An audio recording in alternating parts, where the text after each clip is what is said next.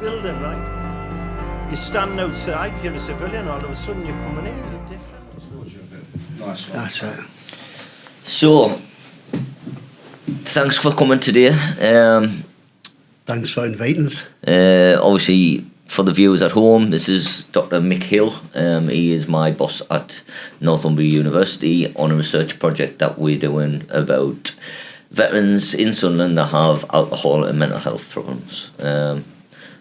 We've become really good mates now. Well, I hope we have. I hope we have. No, we definitely have. I've just said that. I mean, do you want to explain a little bit about our project?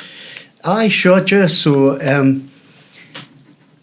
there's a sort of an idea that there's something about having a peer support type of intervention that organised official services kind of replicate, sort of thing. So basically, when we advertised for someone to do peer support work and do the data collection around that as well, I think you were just starting off with Fix, really. Yeah. It was just getting off the ground. So in a way, I think we met early on, and I says, well, I want you to do this, this, and this. Most of it you had in mind anyway to do. Yeah. So basically, what the project's about is it's dealing with guys, when they first refer, taking a whole load of measures off them, then repeating that 6 months later, after 6 months of you providing support and stuff like that. And obviously, that kind of before and after thing we can measure, yeah. But also, there's a health economics end of it as well. So with some of the other stuff we've collected, we'll be able to put a figure on, what's the potential saving to people like the health service and the local authority and the criminal justice system and stuff like that, with having proper peer support intervention in place. The third bit of it is we're obviously going to interview the people who are involved in the project about what that's meant for them, because you can capture it in numbers, but that's not the same as getting someone's story. And hopefully at the end of it, what we'll end up with is not just settling the question of if this sort of thing works, but also how and why. Because I think how and why are really, really important, especially if you were wanting to take that and kind of put it, similar sort of intervention in other places. And I think, we're not going to preempt the findings of the thing. We're very, very lucky because a lot of this kind of work costs money.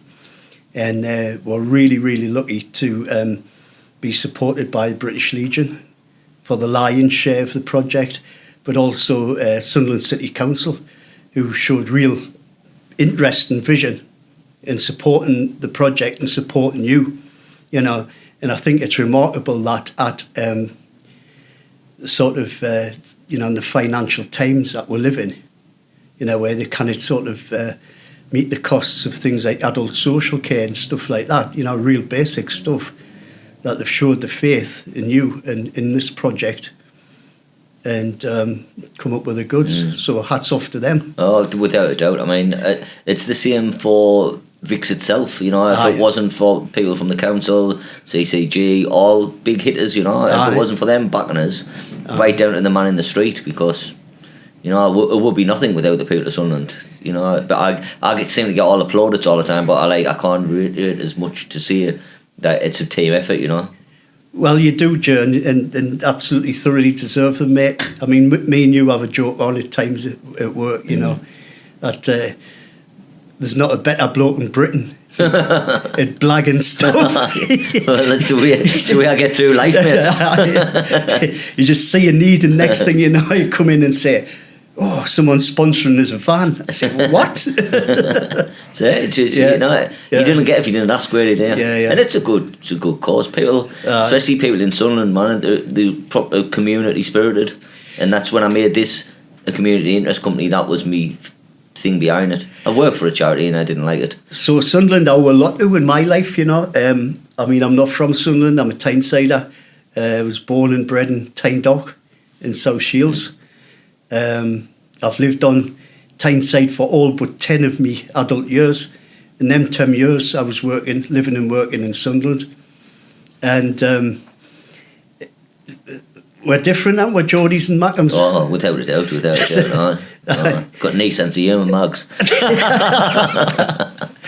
But, quickly come to love the place, and I've got a lot of mates here, and I've got a lot of respect for the city. It's a great place. It's a great place to live. I think it is anyway, and the community, I've lived around the world and with the army, and I've never known a community like it, and it's testament to all the stuff that happens for Vics. I mean, tonight, how many people do you think's turned up? I'd say about 150, 200, easy, yeah. And I don't think I invited 200 people, you know what I mean? No. People wanted to come. Invited us. You know what I mean? There was soup and cakes on it. It was worth it for the soup. We must give a mention to Henderson's Butchers for supplying the soup. I went in, and he buys stuff for Vics, and I went in and I said to Marty, we need mince, we're going to do chilli and that, and he was like, it's going to be messy and all that, and he goes, why didn't I just make your broth for free, give you the cups, and they can have that, and then you just need to buy bread buns, so hats off to him. Is he coming to do the washing up as well? No, I've got the lasses downstairs doing that. She's just been freezing the rest of the buns. So moving forward, our thing finishes in May? Next May, yeah. Next May. So clearly, what we're at, the place we're at with it at the minute is we're just finishing, or we're kind of about 3/4 of the way through from collecting, the information that we need to collect. And then we're going to be cracking on with analysis. Should mention Trevor Wren as well, who's a new guy on our team, who just taken on, work with Jer and myself. And some of the other academics at Northumbria have been involved a bit. Jane Greaves, she's been superb with me, It's been really good. So it's a shame she's leaving. Yeah, and Mel as well. Yeah, it's been really good.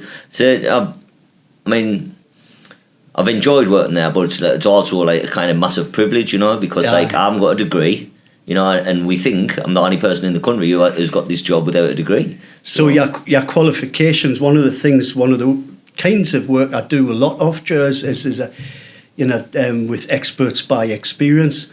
That's people who've lived that life, and can give you kind of insights into things that you would never get from, textbooks or research or inside the walls of the university or what have you, And I do this sort of work not only with, actually this first time ever, with the veterans community, but I do a lot of this sort of work with mental health service users as well. And none of them have got degrees neither, But funnily enough, if every time I've done that kind of project, I've never had someone who's, been doing that sort of work who's not ended up with work on the back of it, if you want, So I think that's really important. I think it's been mutually beneficial. I think it has. Yes, my life's greatly enhanced. Since I met you, mate, I've had a great time.